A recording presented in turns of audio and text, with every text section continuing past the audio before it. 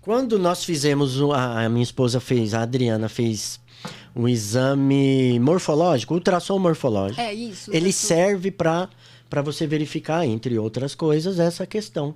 Se existe um risco, uma possibilidade da criança ter síndrome de Down. O que é verificado nesse exame? Obviamente, ele deve ser feito com um determinado tempo lá de gestação. É verificado nesse exame, que também se chama de translucência nucal, que é algumas características, enquanto formação, que são características das crianças que têm síndrome de Down, das pessoas que têm síndrome de Down. Exemplo, tamanho do osso nasal. Num determinado período de gestação, ele tem que ir de tanto a tanto. Tamanho de braço, de tudo. Isso tudo é verificado durante esse exame. Não só para ver se tem síndrome de Down, mas o osso nasal é um ponto característico importantíssimo. Existe também na base do pescoço aqui, o exame da translucência nucal vai mostrar como que está... eu não sei se é certo falar o tamanho aqui do osso ou... enfim, vai ser verificado as características dessa região. Dependendo dessas características, vai ser determinado se existe um risco para que essa criança tenha síndrome de Down ou não. Resumo. É possível saber no exame, sim. Ele não é um exame 100% garantido, por quê? Você precisa de alguns pontos que estejam juntos para poder caracterizar a criança vai ter síndrome de Down. Então, geralmente, quando a gente recebe um laudo de um exame de ultrassom não. Morfológico. O morfológico, né? Você recebe um laudo dizendo que existe uma possibilidade, mas ela não é 100%. No caso da Isabela e da minha filha, o único marcador que mostrava que havia essa possibilidade era o tamanho do osso nasal. Como a minha família, do lado da minha mãe, e isso para minha filha mais velha também serviu, tem o nariz arrebitado, portanto, não sei se isso influencia, o osso um pouquinho menor. Isso apareceu no diagnóstico desse exame da minha primeira filha mais velha, que hoje tem 17 anos, vai fazer 18 em outubro. A Marília, ela também tinha esse osso pequenininho. E ela não tem síndrome de Down.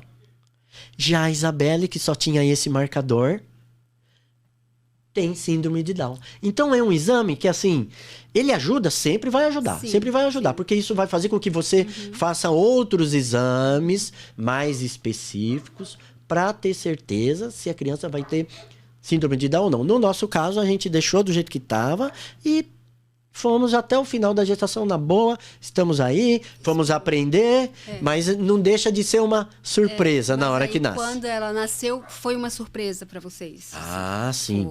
Foi uma surpresa. Não que nós esperávamos, mas a gente sabia em algum lugar dentro da gente que existia essa possibilidade. Mas quando você recebe o diagnóstico de que o seu filho tem síndrome de Down, é chocante. Para tudo. E agora? É essa pergunta que você faz. Foi essa pergunta que eu me fiz. Mas por que é tão chocante? Porque todos aqueles planos que você faz quando você está esperando um filho, eles...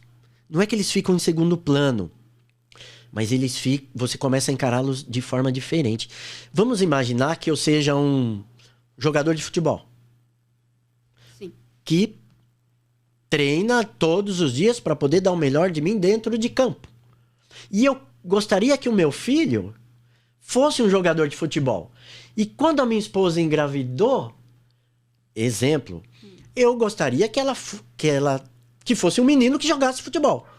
E aí nasce uma criança que tem síndrome de Down. Eu estou dando esse exemplo, desculpa a analogia, mas foi o que passou na minha cabeça agora. Então, quer dizer, aquele plano que eu fiz para que o meu filho fosse jogador de futebol, eu vou ter que mudar.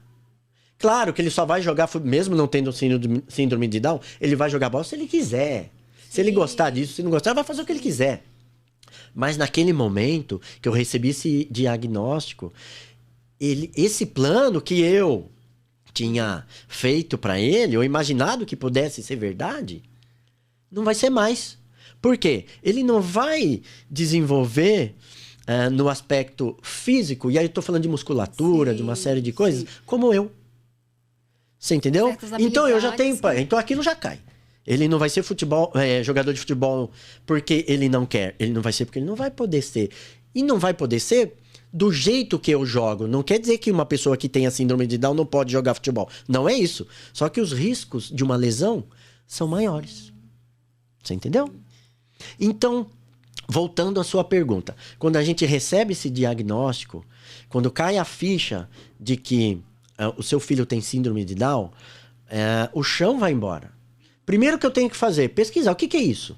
Como é que funciona? Como é que não funciona? Então, você vive um período de luto por um determinado momento, que é importante. Como qualquer luto. Luto de verdade. E que precisa passar. Porque a vida continua.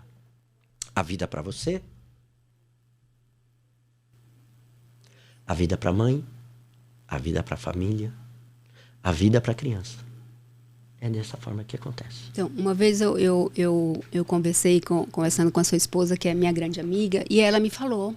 Ela disse que ela passou por um luto de deitar mesmo, de ficar um tempo ali na cama. Naquele luto, não porque ela não aceitava, mas como lidar. Justamente por isso, porque é mais difícil. Né? Como lidar, porque tem, meu Deus, é o que você falou, a musculatura, tem...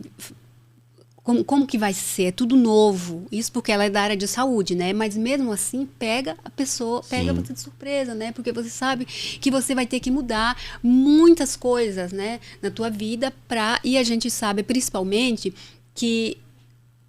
para a sociedade, né?